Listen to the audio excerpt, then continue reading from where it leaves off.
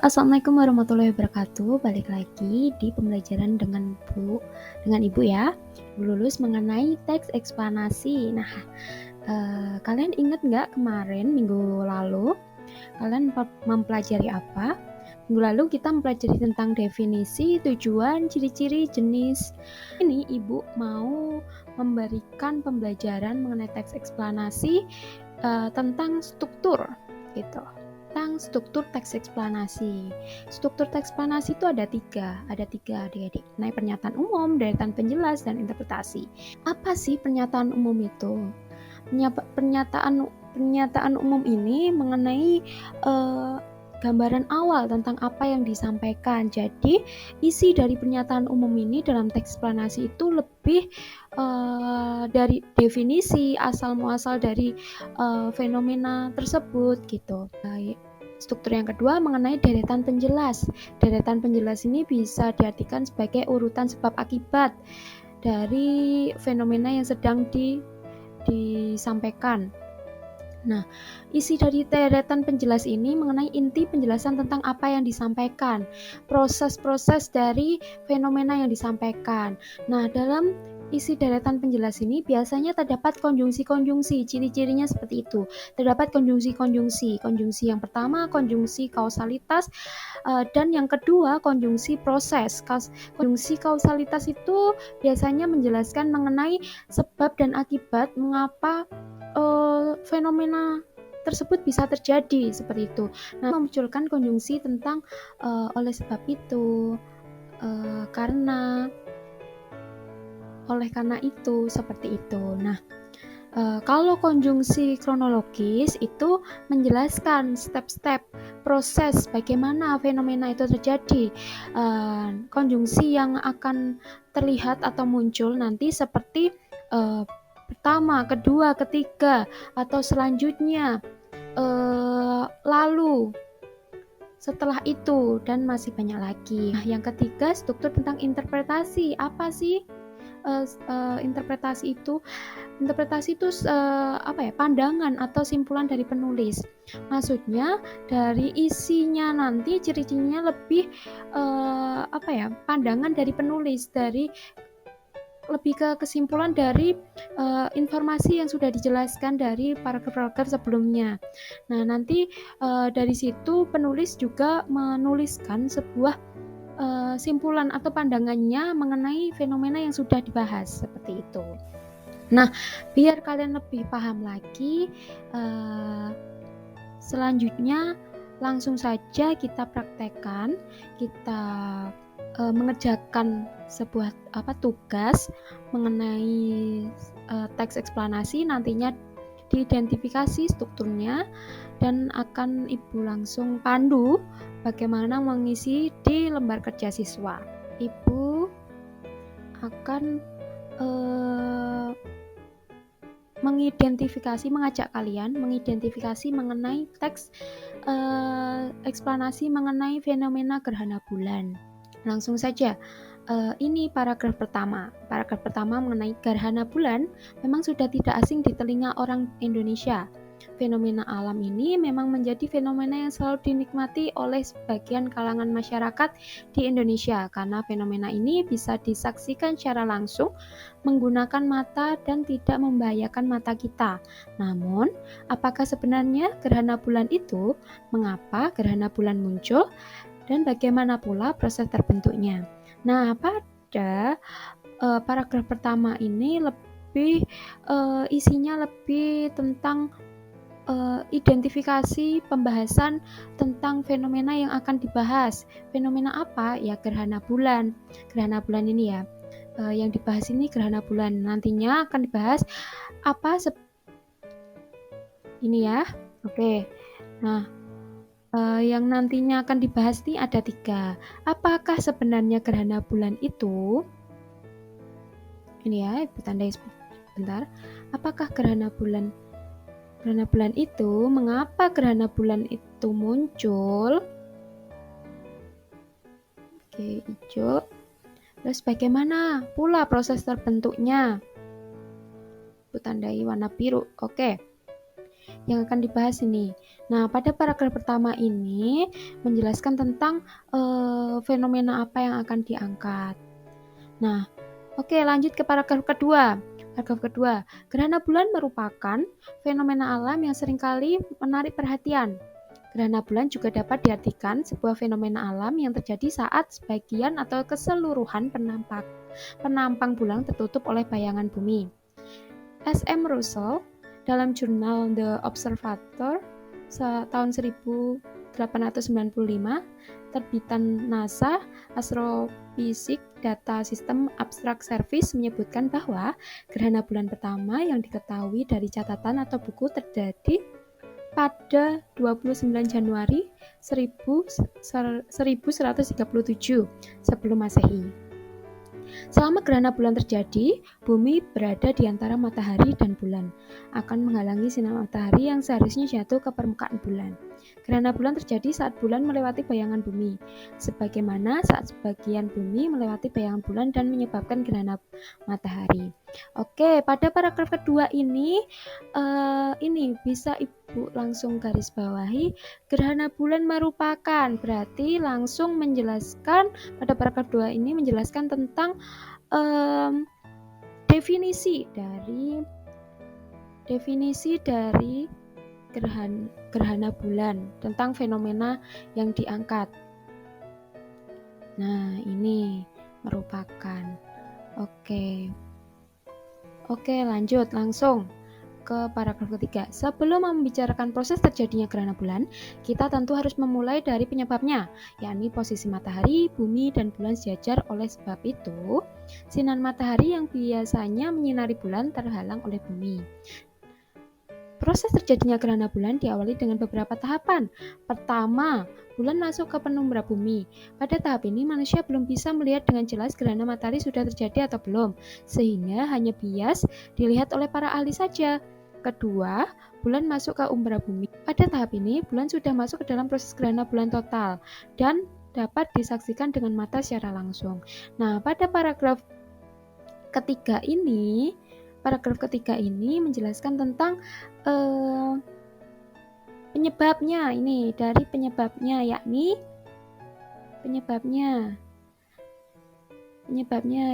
posisi matahari, bumi, dan bulan sejajar.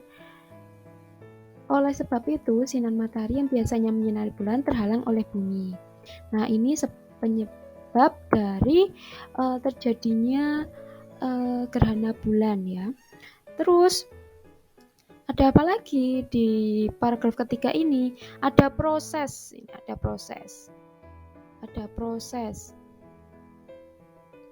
Nah, tadi Ibu sudah jelaskan kalau ada proses pasti ada konjungsi kronologis. Nah, ini bisa kalian lihat. Bisa kalian lihat ini konjungsi kronologis pertama. Terus kedua, ini masuk dalam konjungsi kronologis, gitu. Menjelaskan step by step proses yang terjadi, gitu. Oke, lanjut ke paragraf selanjutnya, paragraf keempat ya. Oke, paragraf keempat, tahapan penumbra warna pada bulan. Pada tahap ini, bulan mulai berubah warna kemerahan dan semakin gelap karena tertutup banyaknya polusi udara. Kelima, tahapan tengah gerhana. Pada tahapan ini merupakan tahap puncak dari gerhana bulan total. Keenam, tahapan akhir. Pada tahap ini wajah bulan mulai terang kembali. Ketujuh, tahapan bulan keluar dari umbra bumi dan menuju ke penumbra kembali sehingga bulan bersinar kembali. Tetapi sinar bulan tidak terlalu terang karena masih di dalam penumbra bumi. Kedelapan, tahap bulan keluar dari penumbra bumi. Hal tersebut adalah akhir dari gerhana bulan. Oke, sudah jelas. Di sini banyak sekali konjungsi kronologis seperti keempat,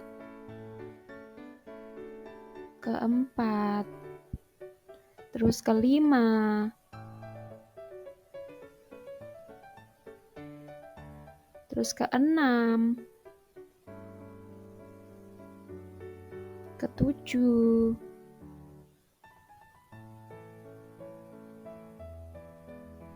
ke-8, yang menjadi tahapan akhir dari gerhana bulan. Oke, langsung ke paragraf terakhir. Perlu diketahui, ketika bayangan bumi menutupi bagian atau seluruh penampang bulan, itulah penyebab terjadinya gerhana bulan. Terlebih jika bumi berada di antara matahari dan bulan pada garis lurus yang sama. Fenomena gerhana bulan ini bisa kita saksikan dengan mata kita tanpa bantuan alat khusus, dan fenomena ini tidak membahayakan bagi kita, sehingga sangatlah menarik untuk kita saksikan.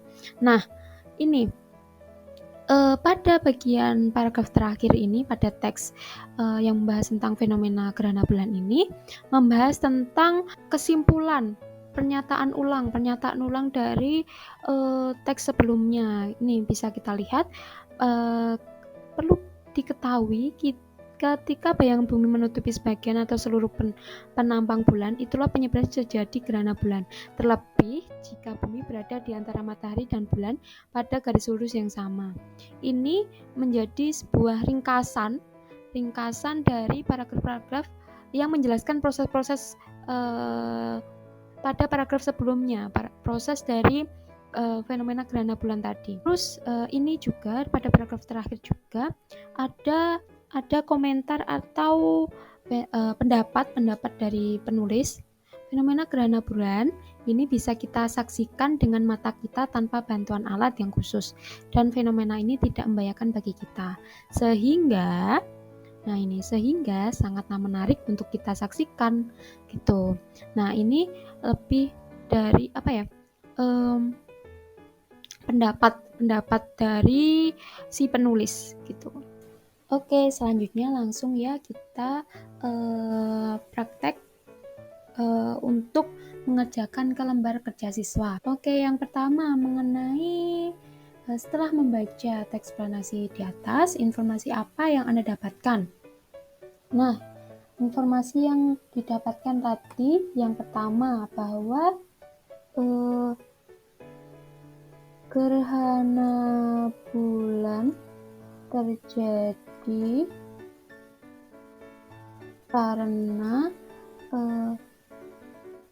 bayangan bumi menutupi bulan atau posisi matahari, bumi dan bulan sejajar. Yang kedua tadi tentang proses terjadinya gerhana bulan terbagi menjadi berbagai tahapan yang diawali dengan bulan masuk ke penumbra bumi, lalu bulan masuk ke umbra bumi, dan bulan keluar kembali ke penumbra bumi. Oke, ini kedua hal ini ya yang informasi yang didapatkan. Nah, selanjutnya langsung ke identifikasi struktur teks eksplanasi. Dari yang pertama pernyataan umum kita lihat kembali ke atas pernyataan umum tadi ciri-cirinya membahas tentang asal muasal dan definisi. Nah, yang membahas tentang definisi yang pertama tentang paragraf pertama yang membahas tentang gerhana bulan, topik yang akan diangkat. Nah, yang kedua ini tentang definisi gerhana bulan. Nah, kita tulis paragraf ke-1 dan 2. Alasannya karena pada paragraf 1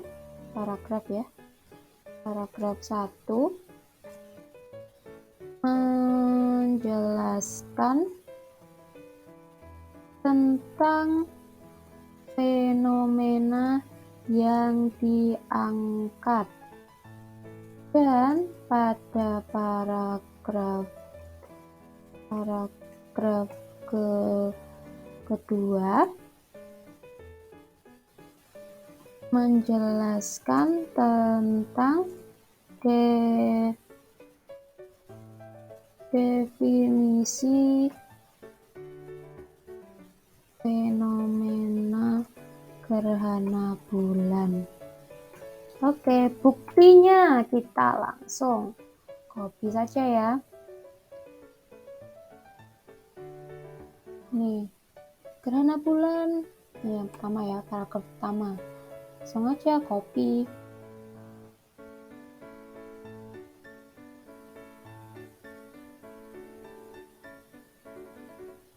Masyarakat kayak ini aja, copy.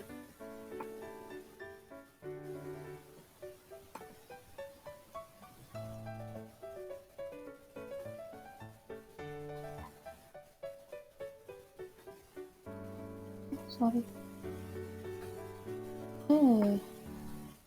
Ini bukti yang pertama. Bukti yang kedua, gerhana bulan merupakan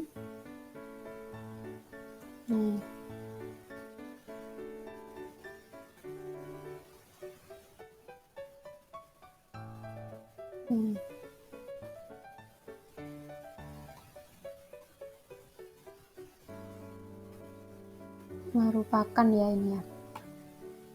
Ini merupakannya ini ya.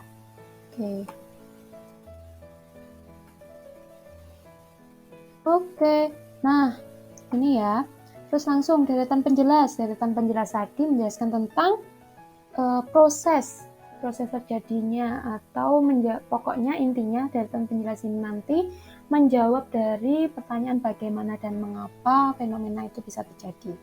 Nah, dari deretan penjelas ini juga ciri-cirinya yang kedua itu juga isinya tentang proses tahapan dari fenomena itu bisa terjadi. Nah, bisa sebab akibat dari fenomena itu bisa terjadi gitu. Kita lihat di paragraf ketiga ini. Jadi sudah diambil penyebabnya ini. Terus proses, ini ada kata proses sama konjungsi kronologis pertama, kedua gitu.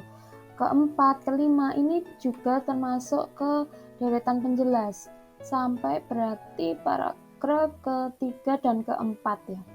Langsung tulis paragraf ketiga dan 4 gitu. Terus alasannya kenapa pada paragraf ke-3 dan 4 menjelaskan penyebab dan proses terjadinya gerhana bulan. Nih. Buktinya kita ambil buktinya. Oh ya, ini ada lagi alasannya. Terdapat konjungsi kausalitas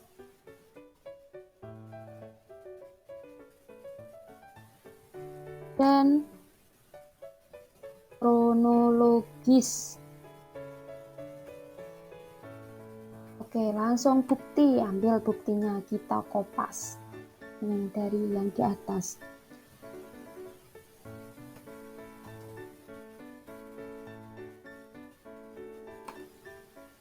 Ini bisa menjadi bukti pertama ya.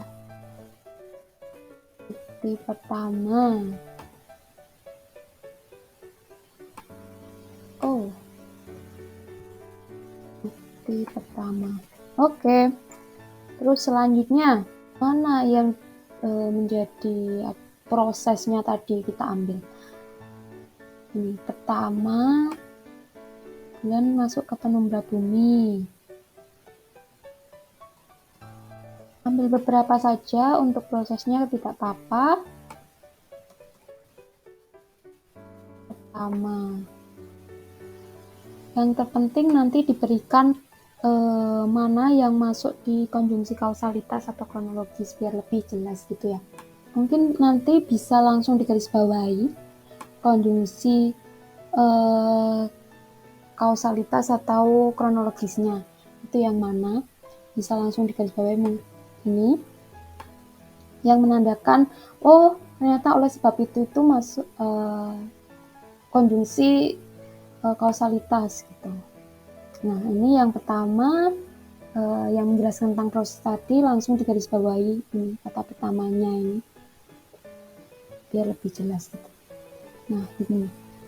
Langsung sikatnya gini, nanti boleh langsung kedua, ketiga, keempat ditaruh di bawahnya ini langsung taruh bawahnya gini gitu ya. Struktur yang ketiga tentang interpretasi, kita baca, kita lihat ya. Tadi ini berarti paragraf terakhir, paragraf kelima. Nah, paragraf kelima. Kenapa kok interpretasi? Alasannya karena pada paragraf kelima terdapat penegasan ulang tentang atau kesimpulan dari paragraf sebelumnya dan terdapat tanggapan penulis tentang fenomena gerhana bulan. Oke, kita kasih bukti. Ini perlu diketahui. Langsung kopas ya. Kopas. Ini menjadi kesimpulan atau penegasan ulang dari paragraf-paragraf sebelumnya gitu ya. Perlu diketahui ini ya. Terus mana sih yang menjadi tanggapan atau komentar penulis ini? Sebenarnya dari fenomena ini bisa kita saksikan dengan mata kita tanpa bantuan alat yang khusus, dan fenomena ini tidak membahayakan bagi kita sehingga sangatlah menarik untuk kita saksikan. Ini menjadi sebuah komentar atau tanggapan dari penulis ya. Bisa langsung kita kopas saja keseluruhan gitu untuk menjadi sebuah bukti gitu ya.